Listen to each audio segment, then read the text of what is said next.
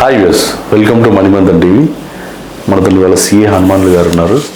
ఇవాళ టాపిక్ వచ్చేసి సిబిల్.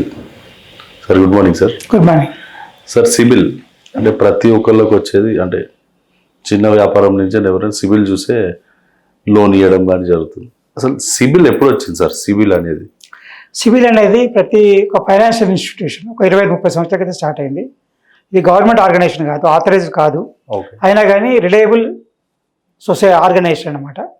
ప్రతి అప్పు ఇచ్చిన ప్రతి ఒక్కరు కూడా వాళ్ళ యొక్క తీసుకున్న వాళ్ళ డీటెయిల్స్ అన్ని సిబిల్కి పంపిస్తారు. ఆర్గనైజేషన్కి పంపించేటప్పుడు వాళ్ళు రీపేమెంట్ చేశారా, ఏ విధంగా రీపేమెంట్ చేశారని డీటెయిల్స్ కూడా పంపిస్తారు వాళ్ళకి. దాని ప్రకారం సిబిల్లో స్కోర్ ఉంటుంది అనమాట. నీ స్కోర్ 730 దాటితేనే లోన్కి అర్హులు, లేకపోతే కాదు. అంటే ఇది ఎలా డివైడ్ చేస్తారు సార్? అంటే అది వాళ్ళ ఇది ఉంటాయి, వాళ్ళ ప్రఫార్మా ఉంటుంది సిబిల్లో. వీళ్ళు తీసుకున్నాడు ఎన్ని రోజులు కట్టారు, టైం లోపల కట్టారా లేదా, ఆలస్యం చేశారా, దాని మీకు స్కోర్తో ఆలస్యం చేసి తగ్గడం, ఎన్పిఏ అయితే ఇంకా మరీ తగ్గిపోవడము, డిఫాల్ట్ అయితే ఇంకా తగ్గిపోవడము, ఇలాంటివన్నీ ఉంటుంది. ఎప్పుడో క్రెడిట్ కార్డు తీసుకుంటే 10 ఏళ్ళ క్రితము 2000-3000 ఉంటుంది, అప్పుడు కట్టలేదు అనుకోండి, అది కూడా రావడం దాంట్లో. ఎప్పుడో బ్యాంక్ ఛార్జెస్ చేసి ఉంటుంది, ఎప్పుడో 10-20 క్రితం అకౌంట్ ఓపెన్ చేసి ఉంటారు, అప్పుడు తెలియదు మనకి. ఆ అకౌంట్ అట్లాగే ఉంటుంది, దాని ఛార్జెస్ పడి ఉంటుంది, దాని డెబిట్ ఉంటుంది, అట్లాగే అది డిఫాల్ట్లోకి వస్తుంది. ఓకే. కాబట్టి అకౌంట్ ఏదైనా ఉంటే మీరు క్లోజ్ చేయండి, అయితే ఆపరేట్ చేయండి, రెంట్లు ఏదో ఒకటి. కానీ అది క్లోజ్ అయ్యి ఉండొచ్చు అనుకోవద్దు. అయితే పూర్తిగా క్లోజ్ కావాలి, అది ఆ బ్యాలెన్స్ క్లోజ్ అయిపోయి నీళ్ళపై అకౌంట్ క్లోజ్ స్టేట్మెంట్ తీసుకోండి. కానీ అందులో 100 రూపాయలు బ్యాలెన్స్ ఉంది, ఛార్జెస్ పడుతూనే ఉన్నాయి, ఒక 4000 బ్యాలెన్స్ అయింది అని చెప్పి 4000 డెబిట్ అయిందంటే 4000 డిఫాల్ట్ కిందకి వస్తుంది. అది దానివల్ల సిబిల్ స్కోర్ తగ్గిపోతుంది. మనకు తెలియదు, అది అసలు మన కొన్ని బ్యాంక్ అకౌంట్లు ఉన్నాయా లేదా కూడా తెలియదు చాలా మందికి. ఎన్ని అకౌంట్స్ ఎక్కడ బ్యాంక్ మేనేజర్ కనబడితే అక్కడ అకౌంట్ ఓపెన్ చేస్తారు, ఎక్కడ అవసరం ఉంటే అక్కడ వేసారు. ఇప్పుడు ఆ పరిస్థితి లేదు. అప్పుడు ఎలా ఉండేదంటే ఏ బ్యాంక్లో చెక్ ఇస్తే ఆ బ్యాంక్లో పాస్ కావాలి, తొందరగా పాస్ కావాలంటే అక్కడ అకౌంట్ ఓపెన్ చేసేవాళ్ళు. లోన్ ఏ బ్యాంక్ ఇస్తే ఆ బ్యాంక్లో అకౌంట్ ఓపెన్ చేసేవాళ్ళు. ఇంటి పక్కన ఏ బ్యాంక్ ఉంటే ఆ బ్యాంకులో ఓపెన్ చేసేవాళ్ళు. ఇప్పుడు ఆ పరిస్థితి లేదు. మేనేజర్స్ కూడా అకౌంట్ ఓపెన్ చేసిన వాళ్ళు ఉన్నారు, ఫీల్డ్ ఆఫీస్ చూసి అకౌంట్ ఓపెన్ చేసిన వాళ్ళు ఉన్నారు. అప్పుడు ఇప్పుడు అలాంటి పరిస్థితి, మొత్తం పరిస్థితి మారిపోయింది, డిజిటల్ అయిపోయింది. కాబట్టి అన్ని చోట్ల సేమ్ సర్వీస్ ఉంది. కాబట్టి మీ పక్కన ఉన్న బ్యాంక్ అయినా, వేరే పక్క రాష్ట్రంలో ఉన్న బ్యాంక్ అయినా సేమ్ సర్వీస్ వస్తుంది. కాబట్టి ఎట్టి పరిస్థితుల్లో కూడా దాని మీద ఇవ్వకుండా పాత అకౌంట్స్ ఉంటే క్లోజ్ చేసుకోండి ఫస్ట్. ఎందుకంటే అన్నిటికి పాన్ కార్డు లింక్ అయి ఉంటుంది. కాబట్టి మీ యొక్క డీటెయిల్స్ అంతా ఉంటుంది. ఏమంటే క్లోజ్ చేసుకోండి, ఛార్జెస్ ఉంటే కట్టేసి క్లోజ్ చేసేసుకోండి. తర్వాత మళ్ళీ అకౌంట్స్ ఏంటంటే తక్కువ పెట్టుకోండి, అవసరం లేదు, ఎక్కువ అకౌంట్స్ అవసరం లేదు. సేవింగ్స్ అకౌంట్ అంటే ఓన్లీ పర్సనల్ సేవింగ్స్కే వాడుకోండి అకౌంట్ని. డైలీ అమౌంట్ వేయడము, తీయడము, అమౌంట్ వేయడము, క్యాష్ వేయడము, తీయడం కాదు. క్యాష్ 10 సంవత్సరాలు 10 లక్షలు దాటి వేయడము, తీయడం సంబంధం లేదు. వేయడం 10 లక్షలు దాటితే ఇన్కమ్ ట్యాక్స్ నోటీస్ వస్తాయి, ఎక్కడికి వెళ్ళి వచ్చిన డబ్బులని. కరెంట్ అకౌంట్ కూడా అంటే ఓన్లీ వ్యాపారం కోసం వాడాలి కరెంట్ అకౌంట్ని.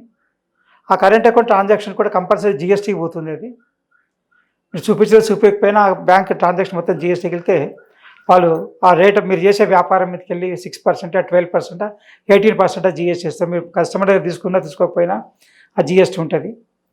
కాబట్టి ఇవన్నీ ఆర్థిక క్రమశిక్షణ ఉండాలి.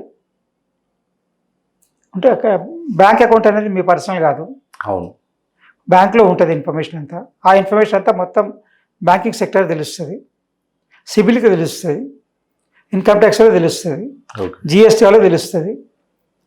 తెలియదని మాత్రం లేదు.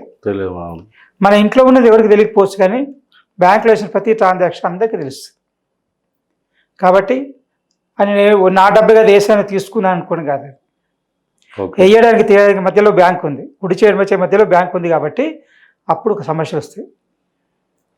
ఈ జాగ్రత్తగా ఉండాల్సిన అవసరం ఉంది. కాబట్టి లోన్ సిబిల్ స్కోర్ మెయింటైన్ చేయడం కంపల్సరీ.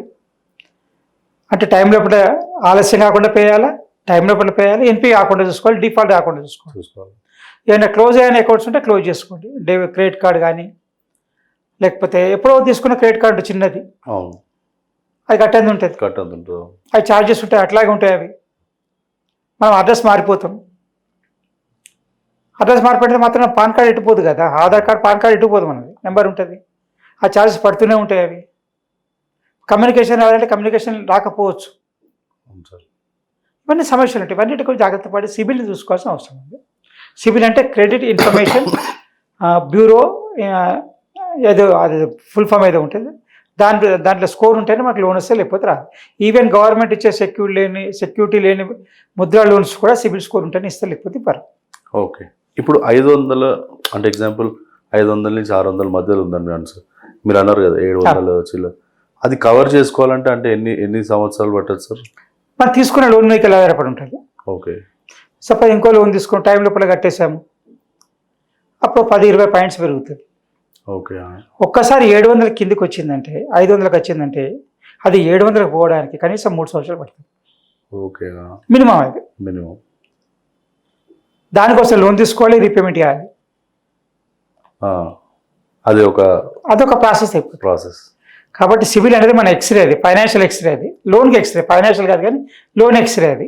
ఓకే. ఆ సివిల్ని జాగ్రత్తగా కాపాడుకోవాలి మనం. ఎవరు చూస్తారులే అని అనుకోవడానికి అవకాశం లేదు. ఖచ్చితంగా ప్రతి వ్యక్తికి బ్యాంక్ అకౌంట్ ఉన్న ప్రతి ఒక్కరికి సిబిల్ స్కోర్ ఉంటుంది. ఎప్పుడు లోన్ తీసుకోలేదు, ఫస్ట్ టైం తీసుకున్నాను దానికి కూడా స్కోర్ ఉండదు.